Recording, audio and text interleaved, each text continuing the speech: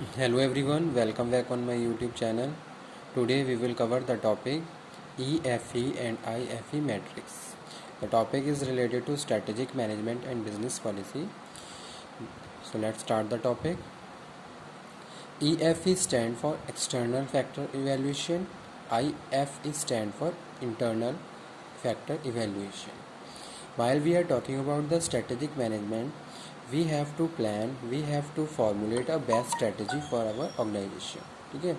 So due to this reason we have to find out the information which is related to our business practices. तो यहाँ पे हम क्या बात कर रहे हैं, हम बात कर रहे हैं एक्सटर्नल इंटरनल फैक्टर इवेल्युएशंस की. ठीक है. The main objective of both of these metrics is to help organization to analyze internal external environment. यहाँ पे हम बात कर रहे हैं किसकी, इंटरनल एनवायरनमेंट एनालिसिस और एक्सटर्नल एनवायरनमेंट एनालिसिस.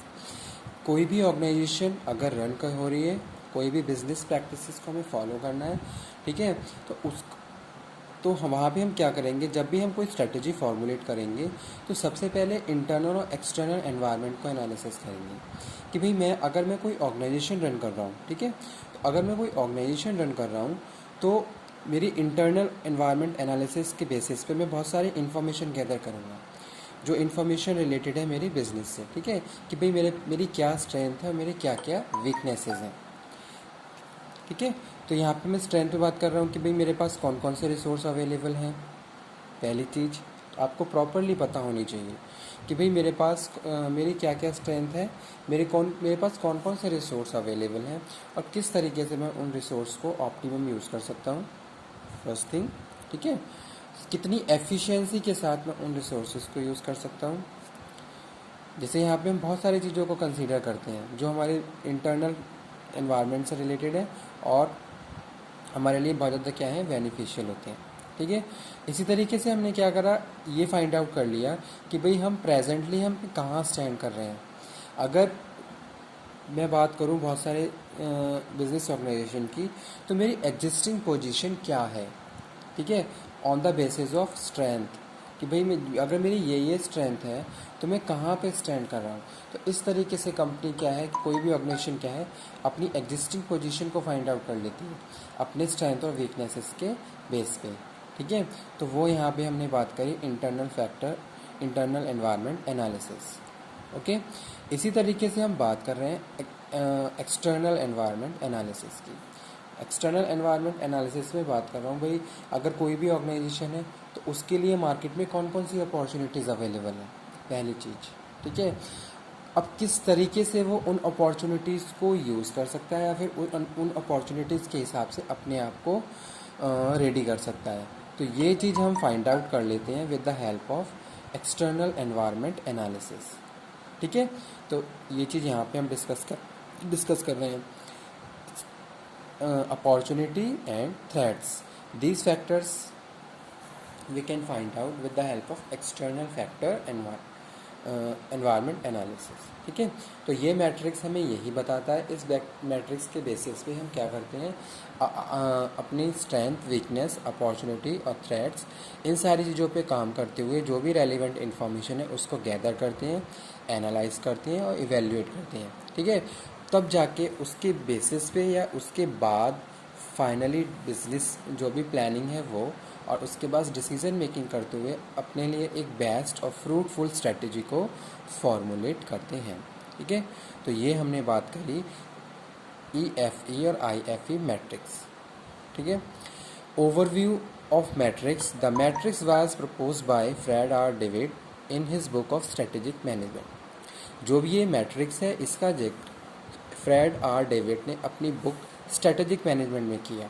उसमें इस कॉन्सेप्ट को बताया गया कि भाई इस तरीके से कोई ये जो मैट्रिक्स है इस तरीके से मैट्रिक्स पे हम काम करके अपनी ऑर्गेनाइजेशन की एक्सटर्नल इंटरनल एनवायरनमेंट एनालिसिस करते हुए जो भी रेलिवेंट इन्फॉर्मेशन है उसको फाइंड आउट कर लेते हैं, अपनी एग्जिस्टिंग पोजीशन को फाइंड आउट कर लेते हैं. उसके बेसिस पे हम फिर ये जज करते हैं कि भाई अभी हम कहाँ पे स्टैंड कर रहे हैं और किस तरीके से हमें आगे बढ़ना चाहिए. ठीक है, तो वो यहाँ हमने बात करी. The matrix was inspired by स्वॉट एनालिसिस. और उस टाइम इस मैट्रिक्स को स्वॉट एनालिसिस से इंस्पायर्ड होते हुए फॉर्मुलेट किया गया था। ठीक है, यहाँ पे हम बात कर रहे हैं the matrix was inspired by स्वॉट analysis on the basis of 3 factors. These factors are weight, rating और स्कोर वेटेड। ठीक है, first thing is collect the information about स्वॉट। पहली चीज़ क्या है, विद द हेल्प, जैसे कि अभी मैंने आपको बताया कि भाई आप स्वॉट एनालिसिस करेंगे। ठीक है, अपनी स्ट्रेंथ के बारे में जानेंगे, अपनी वीकनेसेस के बारे में जानेंगे, अपनी अपॉर्चुनिटीज़ के बारे में जानेंगे, अपनी थ्रेट्स के बारे में जानेंगे और वहाँ से इंफॉर्मेशन गैदर कर लेंगे जो भी आपके बिजनेस से रिलेटेड है और जो भी आपकी बिजनेस प्रैक्टिसेस से कनेक्ट करती है। ठीक है, फिर उसके बाद क्या है, assign weight to each information value 0 to 1। ठीक है, और फिर जो भी इंफॉर्मेशन आपने गैदर करी है उसको वेट असाइन करेंगे। ठीक है, और जो कि 0 से 1 के बीच होना चाहिए और ओवरऑल सम मस्ट बी 1। ये चीज़ हमें आपको ध्यान रखनी है। After this rate this information scale 1 to 4।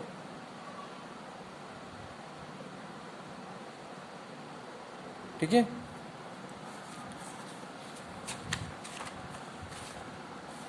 उसके बाद मैं बात कर रहा हूँ कैलकुलेट वेटेड स्कोर। अब यहाँ पे मैंने एक एग्जांपल दिया हुआ है, उस एग्जांपल के बेसिस पे आप बहुत इजीली बहुत अच्छे से अंडरस्टैंड कर सकते हैं इस मैट्रिक्स को। कोई एग्जांपल है इलेक्ट्रिक व्हीकल कंपनी का, जिसमें हमने उसकी अपॉर्चुनिटीज़ और थ्रेट्स के बारे में डिस्कशन किया हुआ है। अपॉर्चुनिटीज़ में उसके पास कौन कौन सी अपॉर्चुनिटीज़ हैं, ठीक है, वो यहाँ पे पॉइंट लिखे हुए हैं और थ्रेट्स के बारे में लिखे हुए हैं। तो अपॉर्चुनिटीज़ देख लेते हैं पहले। Government rules and regulation, high market potential और एक्सपेंडिंग न्यू मार्केट। ठीक है, तो यहाँ पे हमने उसको वेट दिया है 0.15, रेटिंग करी है 2। इस तरीके से उसका वेटेड स्कोर 0.30 हमने फाइंड आउट किया। हाई मार्केट पोटेंशियल में बात करें 0.43, रेटिंग 3 और weighted score 1.2। Expanding new market 0.45, rating 4 और उसका वेटेड स्कोर 1.8। इसी तरीके से हम थ्रेट्स की बात कर रहे हैं, तो थ्रेट्स में हमने क्या करा, high production cost 0.6, weight, rating 3। तो इस तरीके से हमने ये वैल्यू फाइंड आउट कर ली। अब यहाँ पे हम बात कर रहे हैं दोनों ही वैल्यू की। ठीक है, जैसे अपॉर्चुनिटीज़ हैं और थ्रेट्स हैं। Now see opportunity weighted score और threat weighted score, which high according to take decision. जो भी हाई आता है उसी के हिसाब से हम डिसीजंस लेते हैं और उसी के हिसाब से अपने बिजनेस प्रैक्टिसेस को फॉलो करना शुरू कर देते हैं। ठीक है, तो ये मैट्रिक्स इस तरीके से काम करता है, जहाँ हमने बात करी इंफॉर्मेशन गैदरिंग की, उसके बाद उस इंफॉर्मेशन को आप वैल्यू पुट देंगे। ठीक है, और वैल्यू देने के बाद उसकी हम थोड़ी कैलकुलेशन करेंगे, वेटेड स्कोर फाइंड आउट कर लेंगे और उसके बेसिस पे क्या है फर्दर इंफॉर्मेशन या फर्दर डिसीजन मेकिंग करते हैं। भाई जैसे सपोज आपके पास अपॉर्चुनिटीज़ का स्कोर ज़्यादा आ रहा है, थ्रेट्स का कम आ रहा है, तो उस केसेस में आप देखोगे कि आपके पास बहुत सारी अपॉर्चुनिटीज़ हैं। तो किस तरीके से उन अपॉर्चुनिटीज़ को आप अपने बिजनेस प्रैक्टिसेस में यूज़ कर सकते हो। ठीक है, और अपने लिए प्रॉफिट जनरेट कर सकते हो। तो ये यहाँ पे हमने बात करी इस मैट्रिक्स के बारे में। ठीक है, तो यही था आज का कॉन्सेप्ट, EFE और IFE मैट्रिक्स। ठीक है, okay, thank you very much.